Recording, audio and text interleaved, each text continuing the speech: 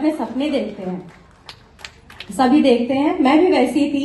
हर product में अपने सपने ढूंढती थी, सपने देखती थी, सपनों को पूरा करने के लिए कोशिश करती थी। बट फ्रेंड्स 3 साल, मेरी मोदी केयर की जर्नी 10 साल हो गई, बट 3 से 3.5 साल सिर्फ मैं ये सोच के स्टार्ट नहीं करी कि मैं कैसे करूंगी। मैं तो किसी को जानती तक नहीं हूं, लेकिन कहते हैं ना कि जब आपके पास सपने हो, कुछ करने की चाहत हो और ठान लो तो कोई ना कोई जरूर मिलता है, हमारी जैसे।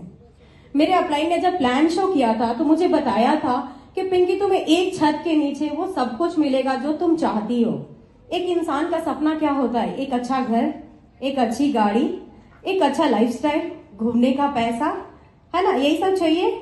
मेरे भी ऐसे ही थे। मैं ये देख रही थी कि एक छतरी के नीचे सब कुछ वो मुझे मिलेगा। मैंने प्लान शो में जैसे होते हैं ना, मेरे हस्बैंड नहीं चाहते थे कि मैं सरफ बेचूं। वो मुझे ये कहते थे कि तुम ये सरफ साबुन लेके जाओगी तो घर नहीं आना। लेकिन मुझे इसमें ही मेरे सपने दिख रहे थे, क्योंकि एक छत के नीचे गाड़ी, घर, विदेश यात्रा सब कुछ दिख रही थी। लेकिन होता है ना कि किसी भी तरीके से हम मान तो जाते हैं, करने भी लगते हैं, लेकिन प्रॉब्लम कहाँ आता है? जब हम फील्ड में जाते हैं, है ना। सभी ने थपेड़े खाए हैं, सभी को मिलता है ना। मैंने भी ना कलेक्ट करना शुरू किया। मेरी भी मैं जब ना कलेक्ट करती थी तो दुख होता था, फिर से सपने टूटते थे। लेकिन अपलाइन बहुत ही सपोर्ट करते थे। मेरे अपलाइन सुरेंद्र जी हैं, और वो बोलते थे बेटा तुम्हें फील्ड में ना बोलने वाले हैं, लेकिन क्या तुम ना सुन के अपने सपने छोड़ दोगी? क्या तुम किसी एक फेलियर इंसान की बात सुन के तुम फेलियर बनोगी? मैंने बिल्कुल डिसाइड किया फ्रेंड्स कि उस समय से मैं सिर्फ और सिर्फ यदि किसी का सुनूंगी तो सिर्फ एक सक्सेसफुल लोगों की बातें सुनूंगी। मैं ना करके मीटिंग ट्रेनिंग में आना शुरू करी।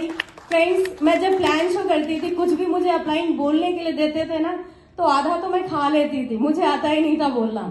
रोने भी लगती थी, कई दफा मना कर देती थी मुझसे नहीं होगा। लेकिन वाकई में सर ने कहा कि बेस्ट प्लेटफॉर्म है जहां हम स्पीकर बनते हैं। मुझे बोलना नहीं आता था, रोना आता था, लेकिन बोल लेती हूँ नहीं थोड़ा बहुत। मीटिंग ट्रेनिंग में आना शुरू करी, लोगों की, सक्सेसफुल लोगों की बात सुनती थी। वाकई में इस सीट पे बैठती थी और यहाँ जितनी भी लेडीज आती थी, मतलब दिखने में मुझसे थोड़ी बैकग्राउंड से अच्छी नहीं होती थी, लेकिन उनकी बातें मुझे बहुत अच्छी लगती थी। क्योंकि जो भी आते थे वो यही बात करते थे, मैंने घर ले लिया है, गाड़ी ले लिया है, और मुझे सुन के बहुत अच्छा लगता था कि ये नहीं कर सकती और मैं नहीं, मैं भी करूंगी।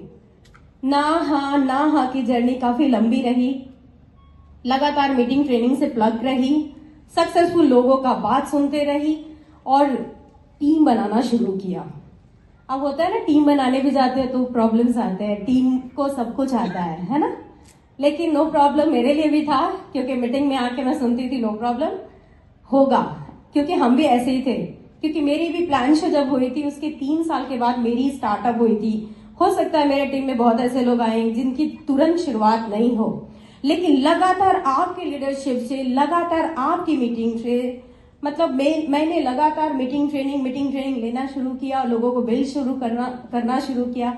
और वाकई में फ्रेंड्स, ये जो आपने जो फोटोज देखे है ना, मैं बहुत छोटे से मकान में आई थी। 10 साल मेरी जर्नी वहां थी। 10 साल के बाद यदि मैं अपनी अचीवमेंट की बात करूं तो आज 80 लाख के फ्लैट में रहती हूँ। 1 करोड़ का घर मैंने ऑलरेडी बुक किया, जिसमें 2025 में जाने वाली हूँ। और गाड़ी मोदी केयर से मैं ऑलरेडी ले चुकी हूँ। कई विदेश यात्रा करी हूँ। लाखों की इनकम है मेरी। मैंने हाईएस्ट मोदी केयर से 3 लाख से ज्यादा कमाया हुई है। तो लाखों से ज्यादा कमाकर लेडीज को क्या चाहिए? सभी तो मुझे मिला ना यहाँ से। अब लगातार मुझे काम करना है, सक्सेस को पाना है, और मेरी मंथली टारगेट है कि मैं टिल 9 दिसंबर तक 5 लाख को टच करूं, और मेरी टीम में 30 से ज्यादा लोग लखपति बने, है ना। तो थैंक्स करना चाहूंगी मेरे टीम यहाँ अभी तो नहीं है, लेकिन लवली टीम पार्टनर्स को जो लगातार मेरे साथ बने रहे। Thank you so much. Thank you all of you.